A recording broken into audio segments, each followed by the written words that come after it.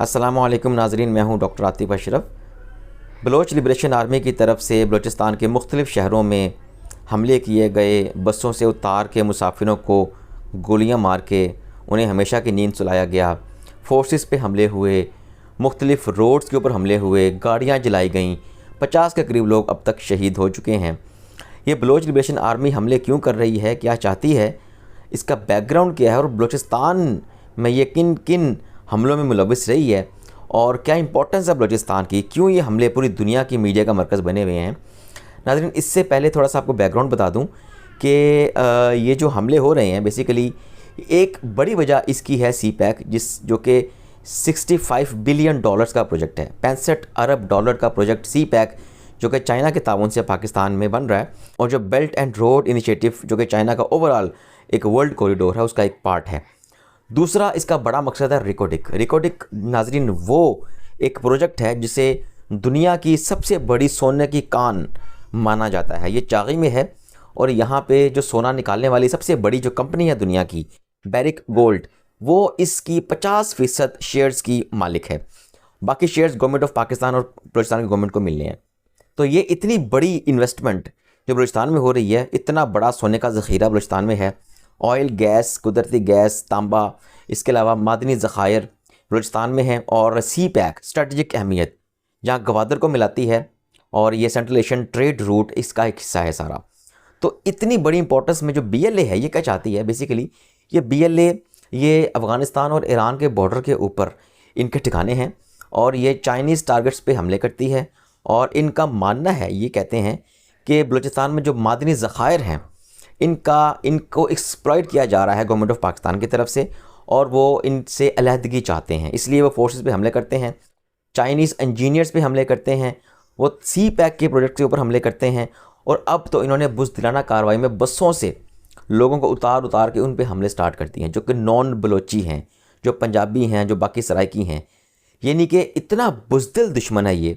एक तो वार करता है, और दुश्मनी के कुछ उसूल होते हैं कि आप जब दुश्मनी करते हैं तो आप बगावत दुनिया में कहीं भी होती है, तो दुश्मनी और बगावत में आप फोर्सेस से या उन लोगों से मुकाबला करते हैं, रेजिस्ट करते हैं जिनसे आप डायरेक्ट कन्फ्रंटेशन में होते हैं। लेकिन यहाँ पे ये लोग, ये दहशतगर्द जो हैं, ये कोई लिबरेशन आर्मी नहीं है, ये कोई मज़ामती तहरीक नहीं है, ये कोई अलहदगी पसंद तहरीक नहीं है, ये दहशतगर्द हैं जिनकी नज़र में एक इंसान की वैल्यू कुछ भी नहीं है। बसों से उतार के नहत्ते लोगों को जो मेहनत मजदूरी करने जा रहे थे उनको उतार के उनके शनाख्ती कार्ड चेक करके उनको गोलियां मारना, ये कहाँ की दुश्मनी, ये कहाँ का इंसाफ है। तो ये इस तरह के ओछे हथकंडे पर उतरी है। उसके बाद फोर्सेस का ऑपरेशन हुआ और इनके तकरीबन 20 से ज़ायद लोगों को इन्होंने जहन्नुम हासिल किया। तो बेसिकली ये जितने भी फोर्सेस के ऑपरेशंस हैं ये आज से नहीं हैं। अगर हम हिस्ट्री में जाएँ बलूचिस्तान की, तो उस हिस्ट्री में हमें नज़र आता है कि जब ब्रिटिश बलूचिस्तान था, जिसमें कोयटा, चागी, सिब्बी, ये जो शुमाली बलूचिस्तान के और मगरबी बलूचिस्तान के इलाके शामिल थे, ये ब्रिटिश बलूचिस्तान कहलाता था। जब पाकिस्तान आज़ाद हुआ, ये पूरे का पूरा बलूचिस्तान पाकिस्तान के हिस्से में आ गया।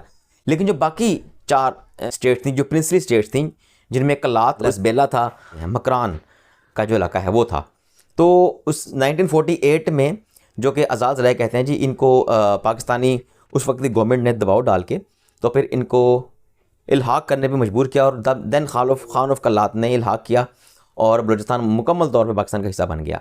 खान ऑफ कलात ने एक्सेशन के इंस्ट्रूमेंट पे साइन कर दिया और पाकिस्तान का हिस्सा बन गया बलूचिस्तान। तो अब वो मज़ामत जो थी वो चलती आ रही है, वक्त गाहे ब गाहे जुल्फ़िकार अली भुट्टो ने ऑपरेशन किया। उसके बाद जो मेन हमें मज़ामत नज़र आती है वो आती है 2006 में, जब अकबर भुट्टी को कत्ल किया गया और उसके साथ उसके बहुत सारे जो उनके जो लोग थे उसे मारा गया मुशर्रफ दौर में।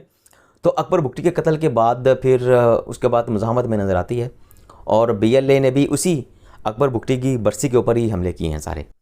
तो अल्टीमेटली जब हम सारी सीन को, सारी सूरत हाल को देखते हैं, तो हमें जो चीज़ नज़र आती है, जो एक मेन हमें पॉइंट नज़र आता है, वो ये नज़र आता है कि अकेले ये इंडिपेंडेंटली हमले नहीं कर सकते। 1.5 करोड़ की पूरी पॉपुलेशन है बलूचिस्तान की, सबसे बड़ा सूबा है, और इसकी जो आबादी है वो पूरे पाकिस्तान की आबादी का सिर्फ 3% है। 1.5 करोड़ की आबादी में ये चंद मुट्ठी भर अनासिर जो हैं, इनके कला कमा करने के लिए एक बयान हमने सुना था वज़ीर दाखिला जनाब मोहसिन नकवी साहब का। वो कहते थे कि ऐसे लोगों को ठिकाने लगाने के लिए हमें किसी ऑपरेशन की ज़रूरत नहीं है, बस एक एसएचओ की मार है ये।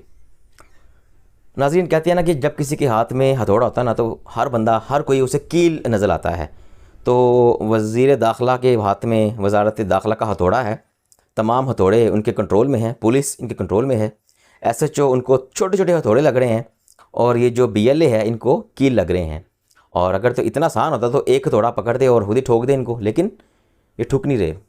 2006 के बाद हम मुसलसल हमले देख रहे हैं, कभी बसों से उतार के मारना, कभी ग्वादर पे हमले करना, कभी इंस्टॉलेशन पे हमले करना, कभी सिक्योरिटी इंस्टॉलेशन पे हमले करना, कभी लोगों को हरासा करना, कभी जो जाते हैं ज़ियारतों के लिए उनकी बसों पे हमले करना।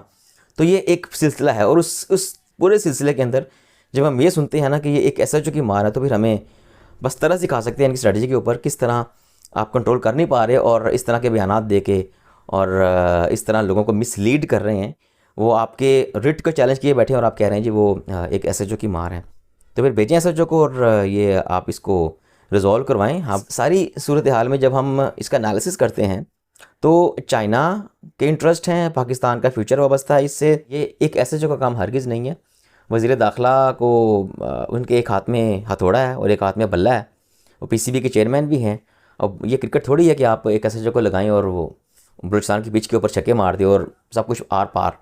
ये एक बहुत सेंसिटिव इशू है, और ये सेंसिटिव इश्यूज़ हमें जब तक इसकी रूट कॉजेज़ को एड्रेस ना करें, ये जल्दी हल होने वाला नहीं है।